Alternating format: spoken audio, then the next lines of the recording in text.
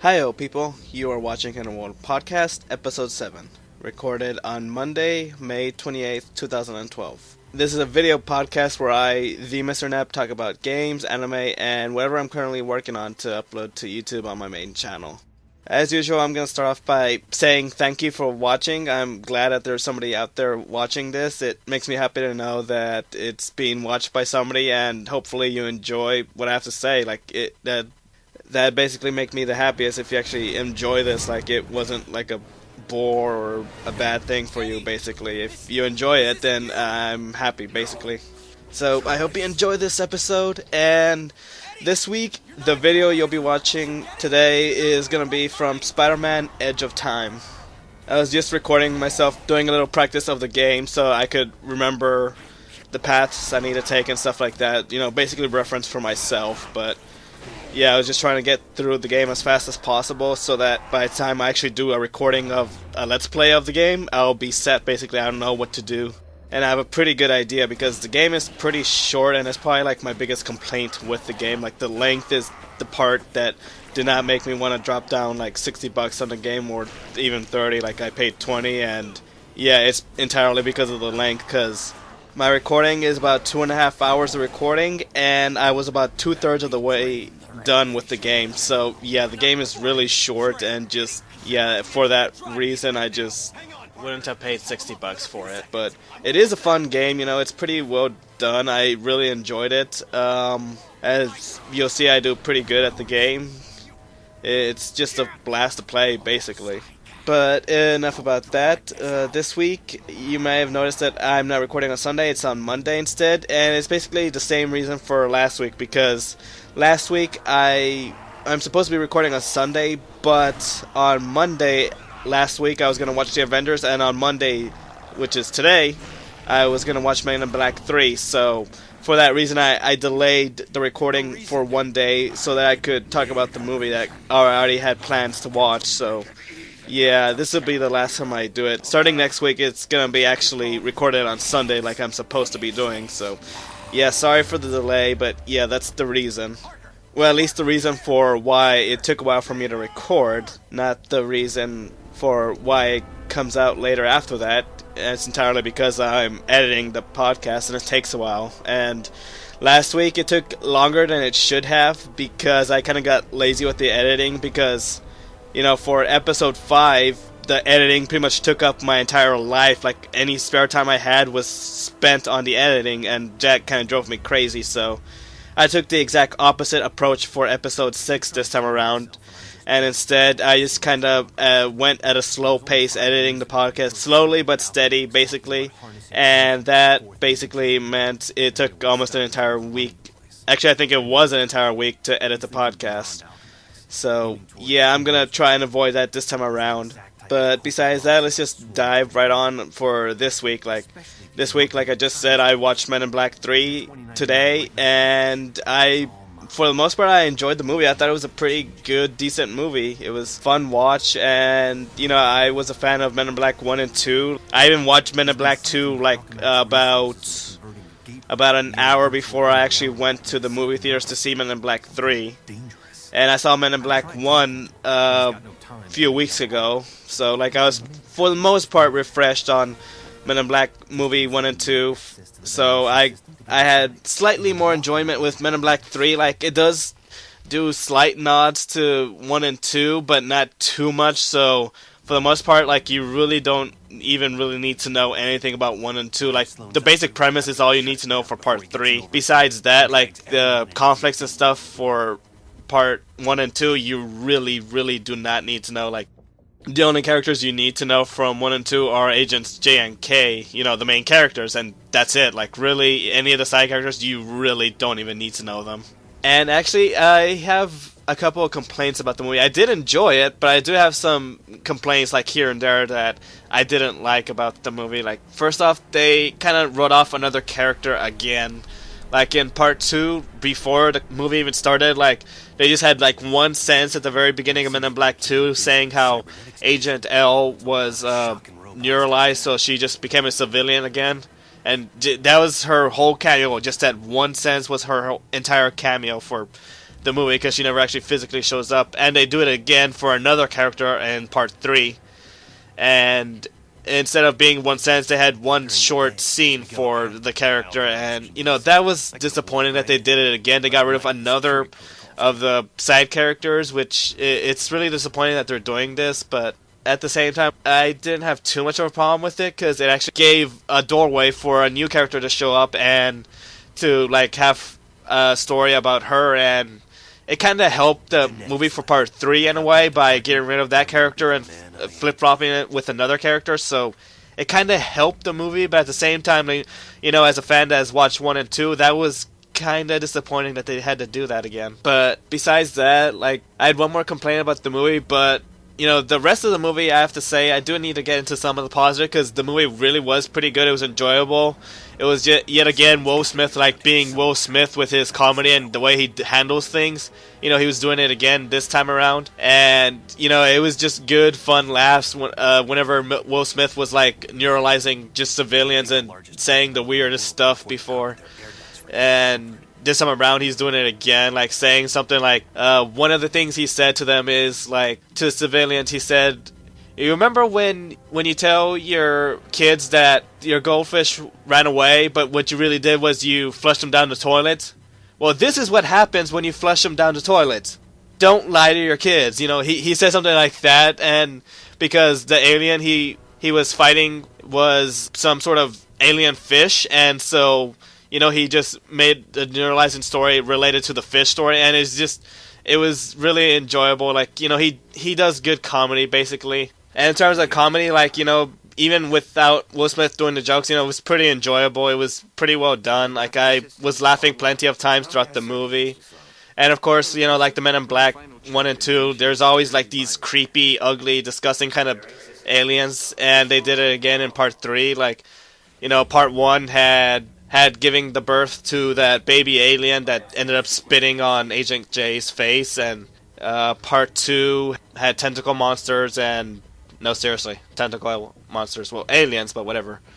And, you know, it had its own gross moments as well, so yeah, part 3 continues that as well. Like, there was some weird aliens, there were some goofy aliens, there were some gross aliens, just, yeah, they did it again. Like, you know, they continue with the theme of the aliens, just they're weird aliens, basically.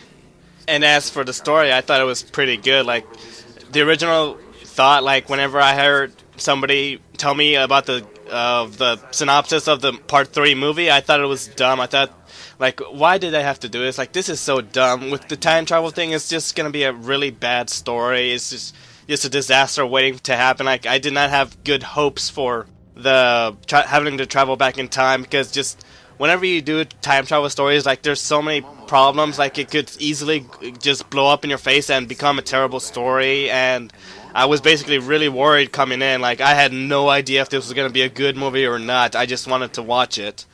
And it turned out to be a pretty good story. I really enjoyed it. Like, especially, like, one of the very near the end scenes. I'm not going to say what it was, but there was this one scene that just really, like, just kind of pulled everything together, like, made everything go around in a neat little circle. And it was just a really good scene. I really enjoyed it. And yeah, like, the story was pretty good. Like, I would put it above Men in Black 2, and I'm not really sure if it would go even above 1. Like, I think 1 was, like, really a perfect introduction to the Men in Black lore and everything, like, just the world of Men in Black, basically. I thought it was a pretty good introduction, and it was just a fun adventure. I thought it was a good story. You know, it had a good villain. You know, I just thought it was really good. And so Men in Black 3, it has some shortcomings, but it would be about as equal as 1, I would say. About that level. I'm just not sure if it goes above or below. I don't know where to place it, so I would just mix 1 and 3 together, basically, in terms of how much I enjoyed them. And yeah, like, the plot was pretty good. It was enjoyable. The beginning and the ending of the movie were kind of weak, like, especially the ending. That I thought was pretty weak, just the way they ended it. But besides that, like, the middle part, which is, like, a big chunk of the movie, like, was fantastic. I was really enjoying it, basically. And of course, like, the basic premise of the movie was that Agent J has to travel back in time to prevent his partner Agent K from getting killed, because somebody in the present time jumped into the past when Agent K was still a rookie and killed him off. So the basic premise is that Agent J has to go back and stop that alien from actually succeeding in killing K. And so before the actual time jump of the movie, the plot was going, at a pretty good, decent pace. And then once the time jump happened, it took a really big screeching halt for a little while, which in a way it actually helped the movie because it gave them a chance to, set the setting, set the past characters into play, and just it worked for the movie. It worked to their advantage because it gave the time to give some breathing time, and give some action a little bit here and there, and then just put in a whole bunch of extra comedy into the movie. Since Agent J had to make a time jump into the past, the time period at that time in the 1960s, oh my god, I can't believe they actually went there. But yeah, some of the humor was very black related, I should say. Oh my god, I was kind of shocked that they went there at first, but then I just started laughing whenever they made another joke. It was kind of surprising at first, but it was also funny, The movies have always had a good dosage of humor, and just, this is the first time they actually went into the, black territory, which just, oh god, I was laughing a whole bunch just because they actually went there, basically. Oh, man. And so, the last thing I wanted to mention about the movie, without going too deep into it, without spoiling it, so if you want to watch it, you can still have a good enjoyment of it, is basically that my last complaint is the main villain himself, basically. Because my biggest complaint with the main villain is, he didn't really have a good final showdown. What I'm referring to is that in Part 1 and Part 2, you saw for, a good while, you saw the true form of the alien, of the main bad alien, and you had a pretty good, decent fight between them, between the agents and the alien. In the cockroach, he showed himself, and Agent J, was picking a fight with the cockroach while Agent K got eaten, That was a pretty good scene. And Men in Black 2 had the tentacle monster, which, you saw that as well, and well, actually, the tentacle monster didn't really last that long. And I keep saying tentacle monster, but it was a tentacle alien, but whatever. But yeah, she didn't really last that very long once she showed her true form. And the main villain of Part 3, yes, he does reveal what he looks like and all, but still it was, the final battle between the main antagonist and the agents, that was, I don't know, I just felt like it was kind of lame. Basically, the way how they wrapped up the fight, I kind of thought it was lame. And really, I would stack them up with the same as the Men in Black 2 villain. I really didn't like either one, and it's mostly because I really enjoyed the Men in Black 1 villain. I thought the cockroach was a fantastic character, whenever he was just a human form or alien form, it didn't really matter. He was a fantastic character. He was a fantastic villain. He was a big threat, no matter what, basically. And I thought that really worked. And Part 2 and Part 3 both had their flaws with the villain. Basically, just they didn't really work. Especially in Part 3, basically the threat of the villain in Part 3 really wasn't there. That's one of my complaints. He's the villain and everything, but he doesn't really show up enough to really be presence, basically. The biggest feel that he was a villain that you needed to be careful with, and, he was the main one, you had to be careful with how you're going to approach him. That was mostly Agent J building up the alien himself. He was, feeling the threat of the alien, and, he was basically building up the alien rather than the alien build up the alien. He didn't build up his own threat, basically. That was my complaint with the villain, basically, because, it was more other characters building him up than he building up himself. And so, I just thought that was kind of weak, how they didn't really have him there enough for him to build up his own threat, basically. I just felt that he should have been in more scenes, he should have done more, or just something, basically. I just thought they could have done better, basically. But, besides that, I really did enjoy the movie. Besides my complaints, I did enjoy the movie. I thought it was a blast. I thought it was enjoyable. and I'm probably gonna pick up the Blu-ray once it comes out on disc release. I'm not sure yet. I may or may not. I'm still debating, but I'm definitely considering it. Like, I did enjoy it, so, I say I'm considering it, but basically it's just a question of if I'll have money when it comes out. Like, that's what it boils down to.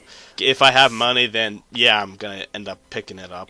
But besides that, this week, what else I did was I ended up plopping down a whole bunch of pre-orders on just a whole bunch of games. Like, oh god, I have a huge list of pre-orders right now because just, oh my god, there's so many things to pick up. Like both, well, actually it was mostly imports, but there's a decent amount of local releases that are going to be coming out as well, and just oh my god, I have such a huge list. Like, I'm gonna basically rattle off what I got pre-ordered that's gonna be coming out soon, as in in the next couple of months, starting from June to October, basically. From that, I have a pretty healthy long list of stuff, and so I just want to kind of go into and rattle off what they are, because I'm basically gonna either be talking about them on the show whenever they come out, or I might not. So just kind of talking about what's gonna be included into my collection soon enough, basically. And so stuff that I have pre-order right now, the first thing I remembered was that I have the Dahak movie / game bundle. How some movies have a movie and video game hybrid, Tekken Hybrid, had the Tekken movie and Tekken Tag together. It's going to be similar to that. It's going to be the Dahak movie that's coming out in June, bundled with a brand new Dahak game that's going to be actually a fighting game for once. That's pretty interesting. It's actually going to be using the Naruto fighting game engine, which, the Naruto games, the battle system has always been fun, and if you've never actually played one, if you have a 360 or a PS3, you can download the demo and give it a try, because even if you don't like Naruto, the battle system is pretty fun, it's enjoyable, it's just last to play. So to give you an idea of what that game is like, the Dahak game is gonna be like, you can just try out the demo and see for yourself, basically. But I also have on pre-order Aquapazza, which I've mentioned before. I've even linked to the videos before, to footage of the game, and yeah, I am looking forward to that, basically. Of course, I'll link again in case you haven't seen previous episodes, just so you have an idea of what the game's going to be like. But yeah, it just looks like a really fun fighter that I'm really looking forward to. And also on pre-order is oh god, let's see. Hakuise Renai Shokugan Retherapy. This is actually a re-release of a visual novel that I actually own already. But basically, I'm just going to call it White Robe Love Syndrone, because that's basically the translation of the game. It's a lot easier to call it by an English title than Japanese, so I'm just going to call it Right Robe. Right Robe is a Yuri visual novel, and basically with this re-release, it's actually going to be adding more content into the game, because I do own the original copy of the game, and with this re-release, that's going to be having an extra character and some extra routes into the game, and even epilogues to existing characters. Yeah, I'm just kind of I really shouldn't even complete this version. I should just wait for the re-release, which is what I'm doing right now. But yeah, if you want to know what this game is all about, I could give you a link to one of the trailers for the game. But yeah, if you don't know what Yuri is, though, I strongly discourage on looking at what it is all about. If you don't know what the word Yuri means, you should not even click on the link. I strongly discourage clicking on the link if you don't know. If you do know, then yeah, feel free, go ahead. But what else I have on pre-order is Hello Kitty to Isho Block Crash V. Before you give me shit, I have to say, okay, yeah, it's a Hello Kitty game, but it's an Arcanite clone, so shut up, goddammit. I know somebody wants to give me shit for it. Don't, goddammit. It's an Arcanite clone. It's the first Arcanite clone hitting the PS Vita, so I just want to pick it up, basically, because I just want an Arcanite clone, and it happens to be a Hello Kitty game, okay? Don't give me shit, goddammit. It's an Arcanite clone, first and foremost. And also, it actually doesn't have a Hello Kitty theme. It's actually, there's, merchandise and, I believe you can, unlock artwork of Hello Kitty characters or something. I'm actually not sure, but, basically, there's little to no influence of Hello Kitty. Yeah, it has the name, but if you like looked at the gameplay, looked at the game cover, you would not be able to even tell it was a Hello Kitty game. So don't give me shit, goddammit. Arkanoid clone. I got it for the Arkanoid, so shut up. But besides that, what else I have pre-order is I have the PS3 version of the K-On! Game, which is going to be hitting PS3 soon because it's actually a direct port of the PSP game. So yeah, I skipped out on the PSP game and I'm glad now because it's getting ported to the PS3, so I'd rather get this version. So in a way, I'm actually glad I skipped out on the game up till now, but now I'm going to pick it up. So yeah, that's another thing I got on pre-order. And then something else I got is Strike Rich's Shirogane no Tsubasa, and that's actually an existing game. Like the Strike Rich's shmup game that was released on the Xbox 360, this is a port of that to the PSP, where basically they took that game and put all the DLC on the PSP and added a little bit extra content onto the PSP. So like this is the best version to pick up of the Strike Witches game, the shmup Strike Witches game, I should say. This is the best version to pick up, so that's why I'm picking up, basically. And also because I didn't have a way to import the 360 version because, well, region lock, and also I didn't have a way to play it, so this is my first chance at playing it, which I'm looking forward to. And then next up in pre-orders is actually Corpse Party, the Anthology Historic Birthday to You, which is the full title of the PSP spin-off for Corpse Party, which I did not actually know last time I mentioned it. But yeah, that's the full title this time around. And yeah, because I blew my chance at getting the Natsumiya V limited edition, and I wanted it. I'm not blowing my chance at the Corpse Party limited edition, which I also want, so I went ahead and pre-ordered it. It's going to come out in August, and yeah, this time I will not skip out on it because I do want all those extra goodies in the game and the game itself. So, you know, it just, yeah, I'm willing to pay the extra cash for it, basically. So sooner or later I'm going to be talking about that game because, like, once I beat Corpse Party, the actual game, then yeah, I'll totally be jumping on to this spin-off. So something else I got pre-ordered is Soul Trigger, which I mentioned before. I did have it pre-ordered and everything. I want the pre-order bonuses and I want the game as well because it just looks like it's going to be a fun little RPG on the PSP, and just, yeah, it looks fun. And then this is actually the first US pre-order that I'm going to be mentioning, but I also got pre-ordered like Record of Agarest War 2. Which, of course, you know, this is the third game in the series. I own Part 1 and 2 already. Well, I own Part 1 and Part 0 already, which, yeah, Part 1 came out, then Part 0 came out, and now we're getting Part 2. So, yeah, I own all three of those. Well, I own all two of them, and I got 2 copies of Record of Agarest War 2 pre-ordered. The short reason for that is because I made a promise and I'm going to stick to my promise. Like, you know, I made this promise, I'm going to stick with it. I am going to be a man of my word, basically. So, yeah, even though it's, like, financially that's a really dumb idea to do, I ended up pre-ordering it twice. And then the next US pre-order that I got is actually Phantom Breaker, which is an Xbox 360 fighting game, and basically, I pre-ordered it for 2 reasons. One, I want the limited edition bonuses because, you know, it's $40 for a limited edition game, so I went ahead and did that. And 2, I just want to point and laugh at it, like, really? Because, you know, this game looks like crap. It probably plays like crap. I've seen trailers of it. I can link you to it. It looks like crap, and I've heard people talk about it. They say it plays like crap. And so basically, when I'm going to get it, I am going to play it, I'm going to point and laugh at it, and then I'm never going to touch it again. So basically, for the $40, I am basically getting it for the limited edition.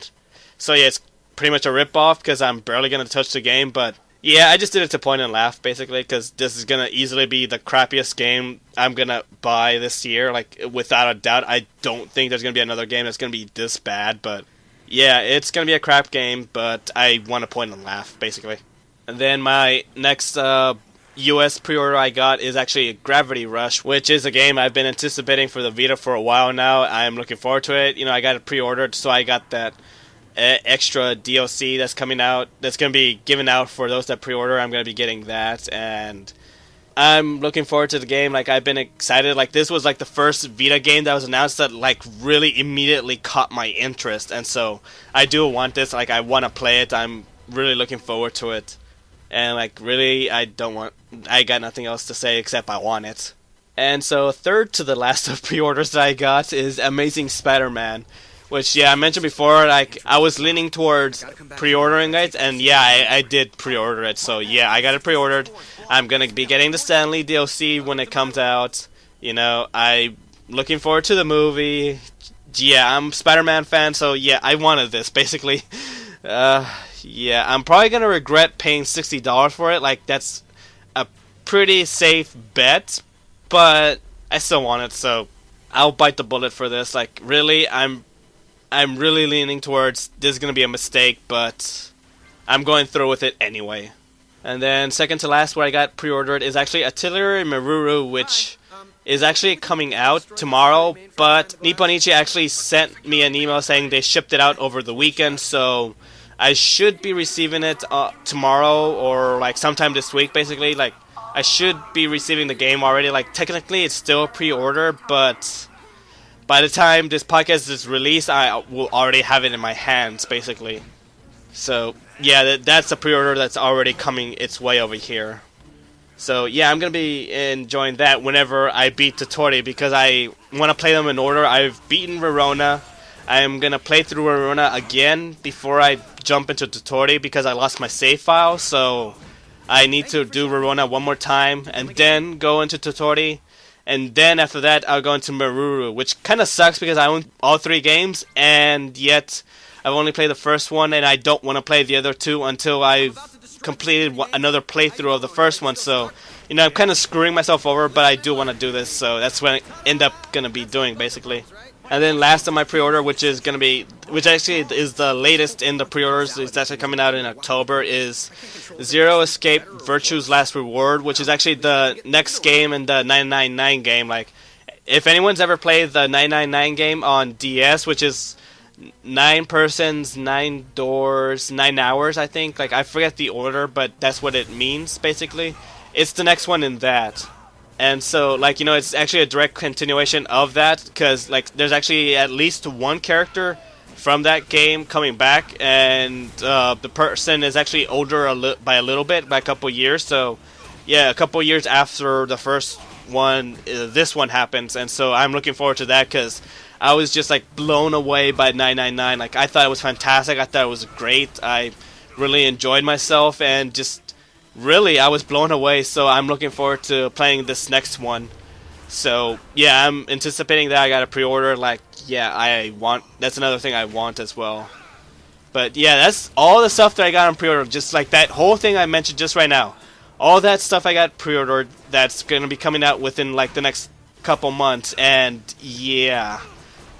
like, for me, like, when people say there's a summer drought, like, the summer drought of gaming sucks, like, what do I do? Like, I have to say, what summer drought are you talking about? Because look at all this shit, like, look at all the stuff I just listed, like, over half of what I listed is, well, about half of what I listed is stuff that's coming out in June alone, and so, like, I don't have a summer drought. What is this summer drought you speak of? I don't think we're speaking the same language. I don't know this word, summer drought. What do you mean? Like, that's basically my reaction to that kind of thing, because, like, summer drought? Really? Oh my god, you're not looking in the right places if you think gaming has a summer drought. But, like, that's basically all I've been doing.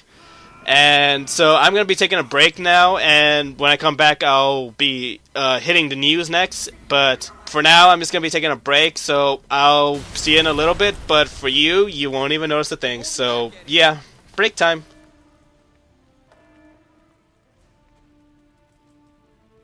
You realize this time travel story of yours is going to cost me my job. It's not your job. And I'm back from the break. Alright, like I said before, I'm just going to go straight into the news. In terms of video games and anime, I didn't really do much. I still played a little bit, I watched a little bit of stuff, but really not enough to really talk about anything. Like, the most notable thing was that I finished Hellsing manga, which I've been working on for a little while now, but I don't have too much to say about it. Like, I enjoyed it and all, but I'm just not really going to cover that, because you can just read on the log what I thought of the manga overall. But yeah, that's basically it. So I'm just gonna skip that again this week, and instead starting with the gaming news this week, which the first piece of news is that Tomba is getting a digital release this summer. Tomba is like a really early PS1 platformer that is like just ridiculously expensive to buy right now. Like if you wanted to buy it new on eBay, it costs you about $200. So yeah, this getting a digital release is like a welcome thing, because I've heard people talk about Tomba, they have like nostalgia and all that, and it's an early platformer game that, I don't know, it always kind of looked charming to me, so I always wanted to give it a try. So it having a digital release is a good thing for me, because that basically gives me a really big chance at finally playing it and getting into it, and yeah, basically it's a jumping point for me, so I'm looking forward to that. So besides that, next up in news is that Kojima Productions is working on a new Zone of the Enders game. It's currently being called as Enders Project internally, and at this point of the process they are in experimental phase where they are creating models that they're going to be using to create in-game models for the game itself. But besides that, they're also like debating on the visual style of the game. It's supposed to be playing the same as before, so like there's no really concern about that, but just basically it's just a look thing basically, because they're debating between an anime kind of look or like a photorealistic type look. And it's said that the anime look is actually going to cost more to do, and the Fox Engine is more suited for realistic looks, so that's kind of telling that they're most likely going to be siding with that realistic look. And I'm fine with that, mostly because like Zone of the Enders 1 and 2 were a really I felt like it was a really complete package, a really complete story between the two games. The first one started up the story and even the main villain, and then part 2 pretty much concluded everything basically. So I felt they're really good stories by themselves, and I just feel like whatever they make with this one, call it a 3, call it a spin-off, I don't really care. Change the look, I don't really care. Just don't go back in and try and add more to the story. You're gonna be digging your own grave if you try that. It's already great as is. There's nothing more needed to be added. So yeah, as long as they don't try and re-continue the storyline for 1 and 2, then I'm fine with whatever they do, really. It doesn't really bother me if they're going to change the gameplay or anything. I just want to see what they're going to be doing with the game, period. Because, 1 and 2 are fantastic games, especially 2. I felt like Zone of the Enders 2 was one of the shining beacons of the PS2 library. If you have a PS2, you have to play Zone of the Enders 2. That's basically how I feel. There's no ifs and or buts. Just go play it. It's a fantastic game. It really doesn't matter what your interests are. It's just such a good game on every single little aspect of the game. I just loved it to death. So, yeah, I'm excited about, a new game of the Zone of the Enders. So, yeah, whatever they really do, just don't mess with the lore of the first and second, and I'll be good, basically. But, yeah, I'm going to be looking forward to whatever else they have to say about the game. But for now, that's really it for the news. So, next news is that Tekken Tag Tournament 2 will have 4 DLC characters for free. The DLC characters are Ancient Ogre, Michelle Chang, Angel, and Kunimitsu. All 4 are free, but right now there are pre-order incentives. So if you pre-order from GameStop right now for the US folks, you get all 4 of them. But if you pre-order from Amazon or Best Buy, you only get Michelle and Angel. And Europe is pretty much screwed because 2 of the characters are, I think it was in a store called Game. And then the other 2 are, I don't even know where the other one is. So, there's no way to get all 4 for Europe. You're going to have to pick and choose, basically. And also, they're free characters, so, eventually it's going to be free for everyone. It's just, if you want to pre-order the game, you might as well get at least something in advance, because, it's basically giving you a chance to practice with the characters in advance before the whole mass of everyone who had bought the game gets the chance to as well. So, it's kind of like an early beta kind of thing. But, they're going to be free either way, so it doesn't really matter in the long run. 6 months down the road after the game release, it doesn't even matter. This whole this whole pre-order thing, because they're probably going to be already released. So, you know, this is just for the people who pick it up right away. Like, this is all that matters for them. But all the characters that were announced, all 4 of them, they are returning characters. Like, for playable appearances, Ogre has been in Tekken 3 and Tekken Tag 1. Michelle has been in Tekken 1, 2, and Tekken Tag. Angel has been in Tekken 2 and Tekken Tag. And Kunimitsu has been in Tekken 1, 2, and Tekken Tag.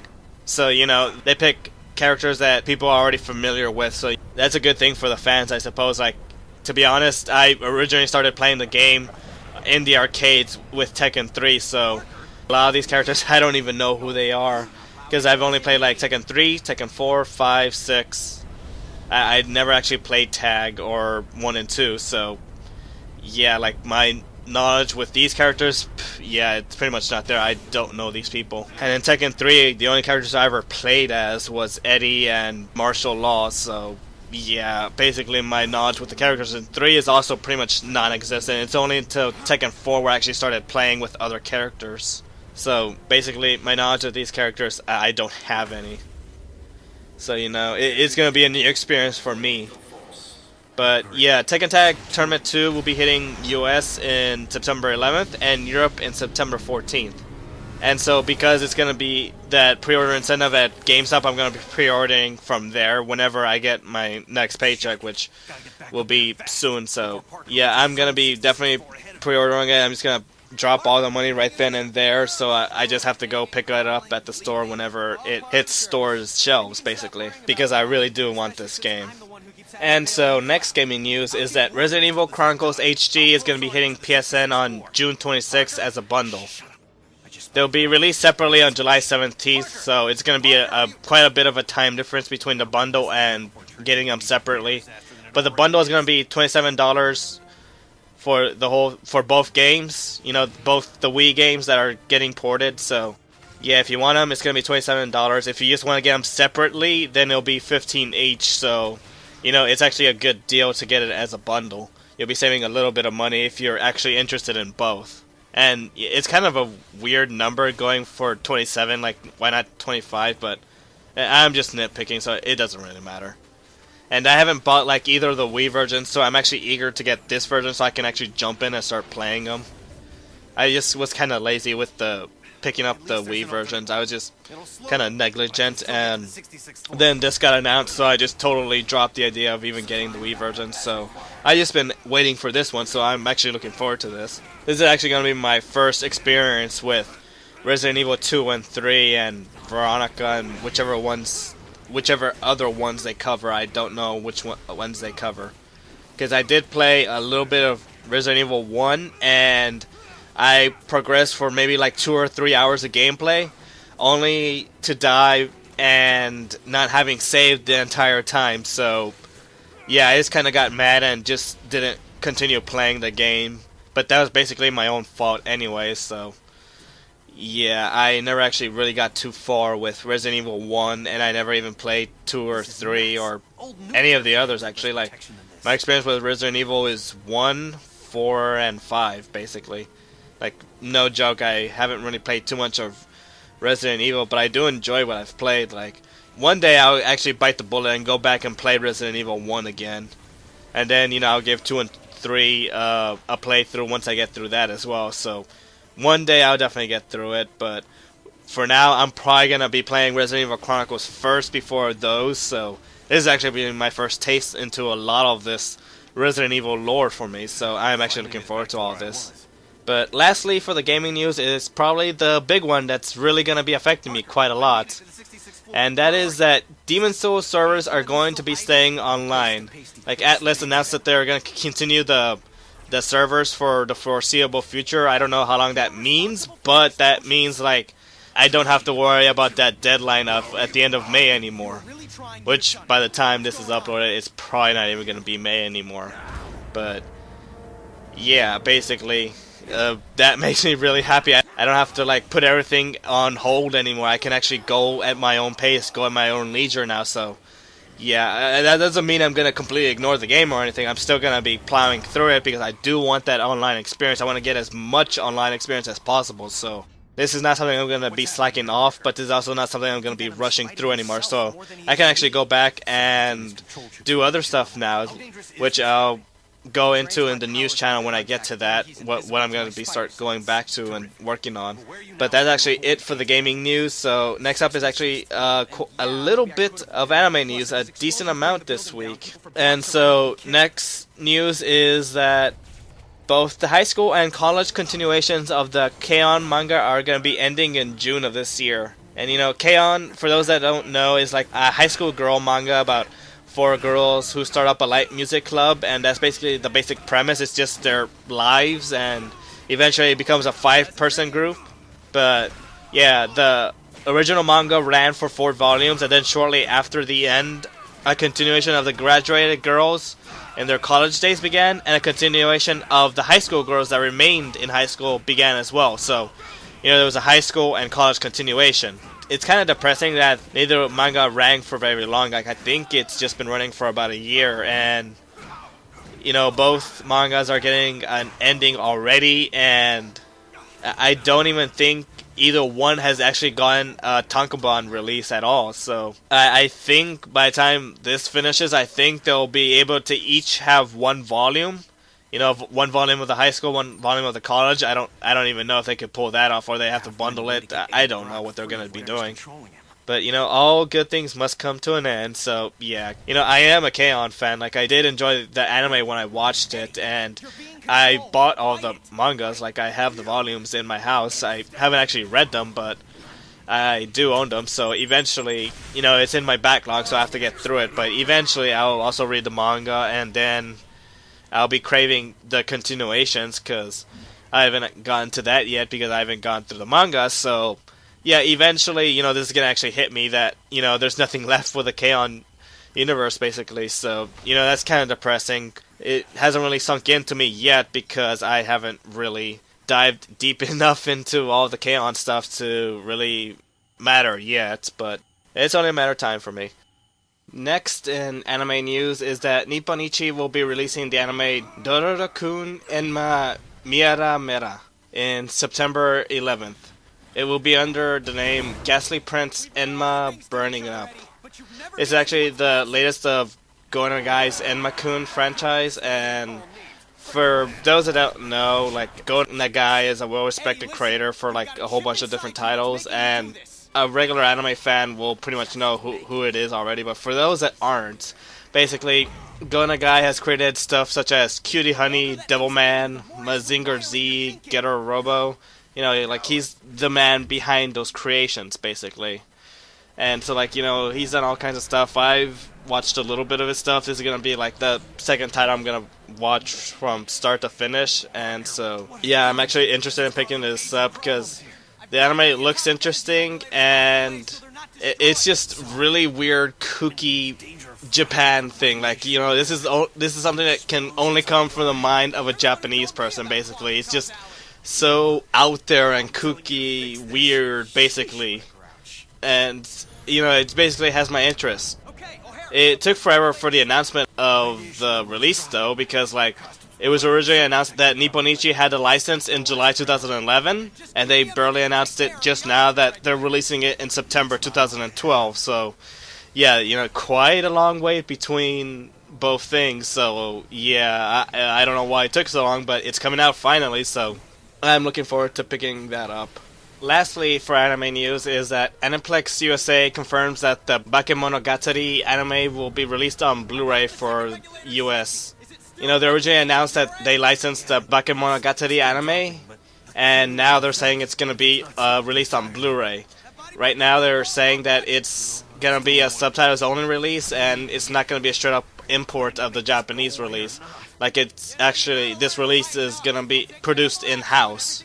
So, you know, thank God for that. Like, it's not going to be just a straight-up import. It's not going to be really cheapo or anything. Like, they're actually going to try and make it for a U.S. audience. So, let's see how they do this, because, you know, so far, Aniplex USA has really not had a good track record, so I really don't know what they're expecting, what they're planning. I can only imagine it's probably a good thing that they're doing this in-house for U.S. release. I don't even know. It's just, they're basically a big question mark. Just, I don't know what to think, basically. But of course, like, the biggest question of all is still the price. Like, they've not actually given a price so far, because, that's going to be the make it or break it thing for me, because my main reason for wanting to get Bakemonogatari is because the internet's been going like apeshit crazy for it, so it's just something I've been wanting to try out as well. So, if I miss out on it because it's too expensive, then I don't care. That's no problem for me. I was just interested because everyone else, like, praises it and likes it and everything, so that was my only reason. So if I miss out on it, it doesn't even matter to me, so whatever. So it just entirely depends on the price for me. I don't know if I'm going to pick this up or not. I still need to hear more news on it before I fully decide if I'm going to pick it up or not pick it up. That's basically my thoughts right now. I just don't know. But that's it for the game and anime news. All that's left is a little bit of news on my channel, because now that Demon Souls is out of the way, I don't have to worry about the time limit anymore. I can actually start doing stuff, and I'm actually kind of starting to already a little bit. Like, I've been randomly editing some different LPs I've done. Just some random ones. They're not going to come out yet. Like, I've learned after Sonic Durations, I should only release Let's Plays once I've done everything, every single part. Because I just don't like putting out one video and then, wait, 2 months later and for the next one. So, because, just my editing schedule is just so weird and random, and I don't know when I'm going to get it done, so yeah, I don't want to do that again. I don't want to do a repeat of Sonic Durations again. But I am also working on that. It's just, my schedule is so random, I don't know when I'm going to get to it. But yeah, from now on, I'm just releasing Let's Plays whenever the entire thing is done, and all I have to do is push the upload button.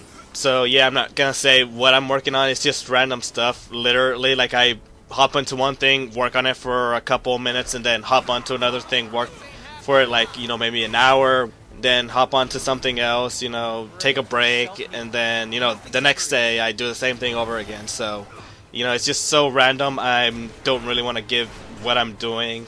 It's just, when it happens, basically. That's what I'm trying to get at. But something I would definitely be starting up soon, now that this whole thing is over with Demon Souls, is that I'm going to be starting up Let's Play of Lost Odyssey. Okay, I know I said that I don't want to do a release of Let's Plays incomplete, until the entire thing is edited, but I am going to break that one more time, and it's going to be for Lost Odyssey, because basically I made a bet with a friend of mine that was more like an agreement, basically, where I play through all of Lost Odyssey, and my friend is going to be playing all of The Legend of Heroes Trails in the Sky, because, I love that game. I want him to play it. I have to shove it down his throat, basically, and this is the only way I could get him to agree to do it. The only way I could make him agree to play through the game is if I play through what he wants. And I firmly believe that eventually, at some point with the game, it's just going to click with him, and he's going to start playing it of his own accord. Like, it's not even going to be part of the bet anymore. Like, I'm really confident with the game that that's going to happen. After I finished playing Trails in the Sky, I just felt like this was like the best RPG I've ever played. I've had plenty of RPGs, Western and Japanese under my belt, that I just feel like there's not a single other RPG out there that's on the same level as this. Like, this is not even a joke. Like, I really, really believe that this is the top dog for RPGs, just that it's just so fantastic. It's so lovingly made. It's just such a fantastic story, environment, characters, just everything about it is just screams that there was a lot of time put into it, and it just really shows every single minute, basically, of playing the game. And so, I really just love it so much, so I agreed to this so that he can play through it. And so I'm going to be playing Lost Odyssey, and I want him to play Trails in the Sky as fast as possible, so I'm pushing out Lost Odyssey as fast as possible for that reason. So basically, I make an exception to a rule that I already established just a few minutes ago. So yeah, and this is an exception, not part of the rule. I'm definitely not doing this again, unless it's something as pressing as Trails in the Sky. You know, like, that's basically the only thing that will make me do this again, you know, if I make an agreement with somebody else.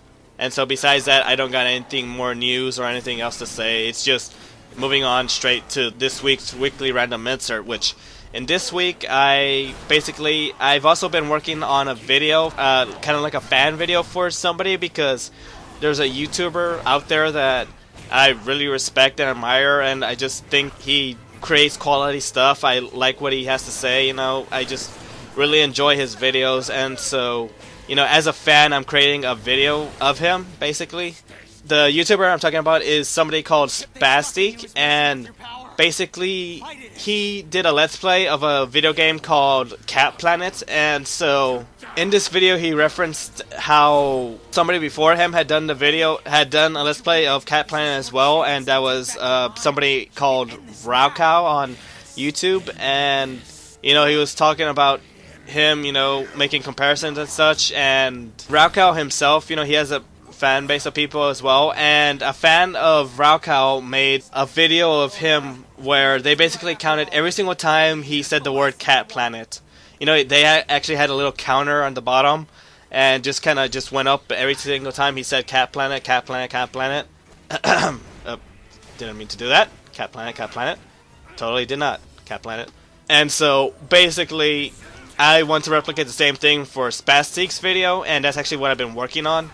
And this is also something I'm slowly working on. It's not going to be done anytime soon. Like, the earliest would be next week, but even then, I doubt it. And I'm just going at a leisurely pace, so I really don't know when. But yeah, this is something I'm working on, so I'm just giving like a little sample of what I've been working on, and just showing off Spaztique himself, because, you know, he's a great guy. I like his videos, so yeah, you know, if you like the little portion I'm showing of his video, then just go and jump and watch his stuff. Like, I'll provide a link to him because he's fantastic. I respect him, and just, yeah, I'm just doing this as a fan of Spaztique himself, so yeah, I just decided to do this, so here you go. Why would I?